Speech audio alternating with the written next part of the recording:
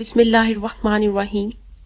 یہ اس ایمانی شعور کا لازمی نتیجہ ہے جو اللہ کے حاضر و ناظر ہونے کی خیال اور اس کے خوف، اس کے عذاب، ناراضگی کے ڈر، اس کے افوت و گزر اور ثواب کی امید کے نتیجے میں پیدا ہوتا ہے۔ اسی لیے قرآن کریم نے بہت سی آیات کے ذریعے نہایت اہتمام سے تقوی کی فضیلت کا ذکر کیا ہے اور اس کا حکم دیا ہے اور اس کی بار بار تاکید کی ہے۔ صحابہ کرام تقوی کا بہت اہتمام فرماتے تھے اور اس کو اپنے اندر پیدا کرنے کی فکر کرتے تھے، اس کے بارے میں ایک دوسرے سے سوال کرتے تھے۔ ایک مرتبہ حضرت عمر رضی اللہ تعالیٰ عنہ نے حضرت ابی بن کعب رضی اللہ تعالیٰ عنہ سے تقوی کے متعلق سوال کیا تو انہوں نے فرمایا کہ کیا آپ کبھی کانٹے والے رستے میں نہیں چلے؟ انہوں نے کہا کیوں نہیں؟ انہوں نے پوچھا کہ آپ کیا کرتے تھے؟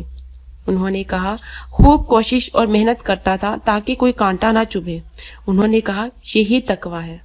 یہ تقوی دراصل تمام معاشرتی فضائل و کمالات کا سرچشمہ ہے، گناہوں اور برائیوں سے بچنے کا ایک بہترین رستہ ہے۔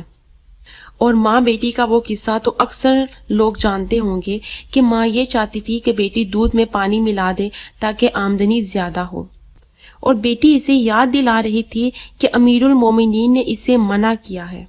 ماں کہتی ہے امیر المومنین کہاں دیکھ رہے ہیں؟